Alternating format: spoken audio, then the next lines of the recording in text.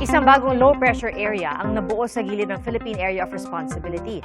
Ayon po sa Pag-asa, huli itong namataan sa layong 1,740 kilometers sa silangan ng extreme northern Luzon.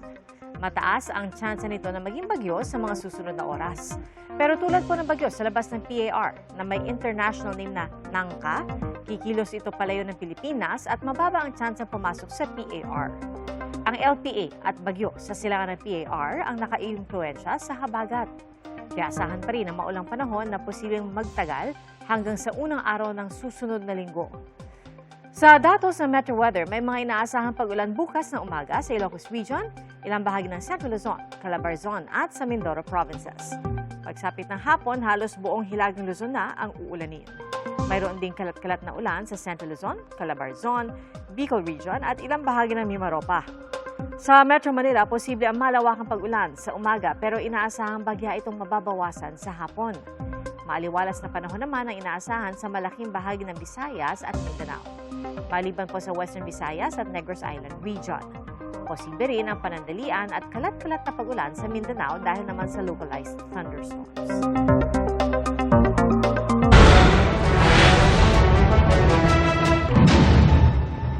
Bago sa saksi, nasusunog ang isang bodega sa Barangay Bagong Ilog sa Pasig City. Umabot na po sa ikatlong alarma ang sunog na sumiklab mag-alas 10 ngayong gabi.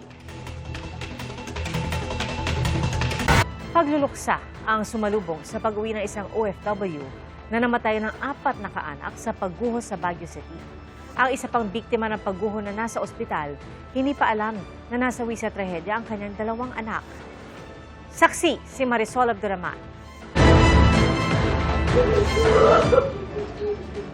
Kasabay ng buhos ng ulan ang pagbuhos ng luha ng isang ina sa kanyang pag-uwi sa Baguio City kagabi. Sa kanyang pagbabalik bansa, hindi na siya nasalubong ng kanyang asawa, anak at 2 apo na nasawi sa landslide noong linggo. Si Eleanor naman, isa sa mga sugatan sa pagguho. Hirap pa po siyang makahinga. Yung brace niya po sa likod. Hinahanap ni Eleanor ang kanyang 2 anak.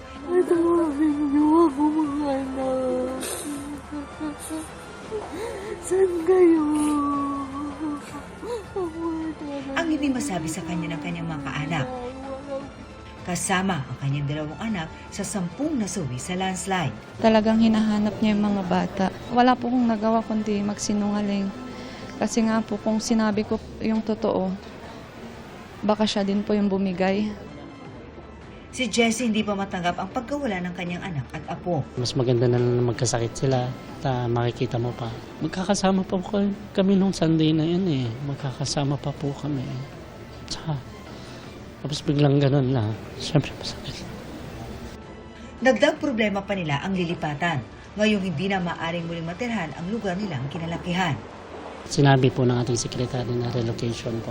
Pero for the meantime, parang pansamantala lang po kasi yun. So, ang inisip po namin, yung talagang pangmatagalan. Kahit na andun lahat ng masasayang alaala namin, kung nandun din naman yung pinakamasakit, hindi na po namin kayang balikan. Ngayong mayat maya pa rin ang mga pag-ulan. May mga bagong insidente ng landslide sa Cordillera Region. Sa Tublay, Benguet, bumagsak ang malalaking tipak ng bato sa Governor Bado Dangwa National Road kanina madaling araw. Nasaluyan ng rock netting pero nabarahan pa rin ang daan papunta sa 4 bayan sa lalawigan. Yung mga travelers natin or motorists, gagamitin ang Suyok Pusos Provincial Road na alternate. Kailang as to yung style ng daanan, hindi siya 2 lane, so ingat po tayo. Nagsagawa na ng assessments ang LGU at DPWH para sa clearing operations sa lugar. Nagkaroon din ng landslide sa boundary ng Barangay San Rafael at Barangay Aglao sa San Marcelino, Zambales. Ipinag-utos na ng LGU ang clearing operation. Sa Jaén Nueva Ecija, hinatiran ng tulong ang mahigit 800 pamilya na apektado pa rin ng baha sa 5 barangay. Baha rin ang problema ng mga taga-Macabebe sa Pampanga. 5 araw ng lubog ang mga daan, kaya gumamit ng bangka ang mga residente. Lubog din ang Makaiban Bridge sa Santa Maria, Bulacan, kaya hindi pa rin madaanan.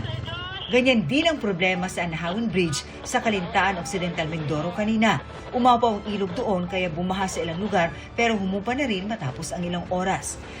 Ako si Marisol Abdurrahman, ang inyong saksi. Inaantabayanan po ng milyon-milyon ang total solar eclipse na nasilayan sa ilang bahagi ng Europa kanina. Ito po ang unang total solar eclipse na nasaksihan sa Western Europe sa loob ng halos 3 dekada. Saksi, si Von Aquino.